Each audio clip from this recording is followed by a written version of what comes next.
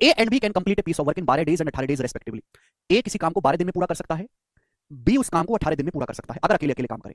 A begins to do the work, A ने काम करना शुरू किया और उन्हें अल्टरनेटिवली काम किया, हर दिन एक ही बंदा काम करता है। तो आपसे पूछा पूरा काम कितने दिन में खत्म होगा, बारी बारी से काम शुरू करते हैं। ए ने काम करना शुरू किया, यानी कि पहले दिन ए काम करेगा, फिर अगले दिन बी काम करेगा, फिर तीसरे दिन ए काम करेगा, फिर अगले दिन बी काम करेगा, फिर पांचवें दिन ए काम करेगा, फिर अगले दिन बी काम करेगा, और ऐसे ही काम करते हैं लोग।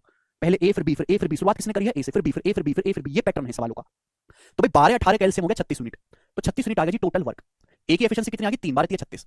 बी की एफिशिएंसी आ गई 2 18 2 36। आप मुझे बताओ, पहले दिन ए काम करेगा 3 यूनिट, अगले दिन बी काम करेगा 2 यूनिट, फिर पहले दिन 3, तीसरे दिन ए काम करेगा 3 यूनिट, फिर बी काम करेगा 2 यूनिट, फिर ए काम करेगा 3 यूनिट, फिर बी काम करेगा 2 यूनिट। ये ऐसे ही चलता जाएगा आगे।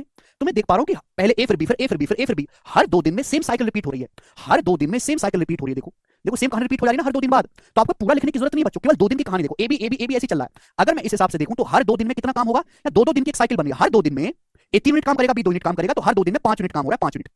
हर 2 दिन की एक साइकिल में 5 यूनिट काम हो रहा है। देखिए जब काम शुरू किसने किया है? ए ने, तो हर साइकिल ए से शुरू होगी मेरे प्यारे। जो आदमी काम शुरू करता है हर साइकिल उसी से शुरू होती है। पहली साइकिल में काम एंड किसने किया है? बी ने, तो हर साइकिल बी पे जाके खत्म होती है। देखो बी सबसे आखिर में कौन काम करेगा? बी। हर 2 दिन में 5 यूनिट काम होगा, मुझे काम करना है 36।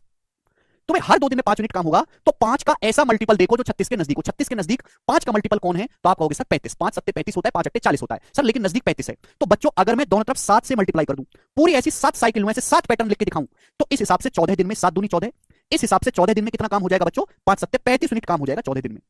14 दिन में 35 यूनिट काम पूरा हुआ 14 दिन में। क्लियर है? आप बोलोगे हाँ जी सर, लेकिन काम करना कितना है? 36 यूनिट। अभी 1 यूनिट काम बाकी है। अगर ऐसी ऐसी 7 साइकिल चलाऊंगा, हर साइकिल 2 दिन की है, 2 दिन करके 7 साइकिल में 14 दिन में 35 यूनिट काम होगा। काम 36 यूनिट करना है। अभी 1 यूनिट काम और करना है। इस 1 यूनिट काम को कौन करेगा भाई?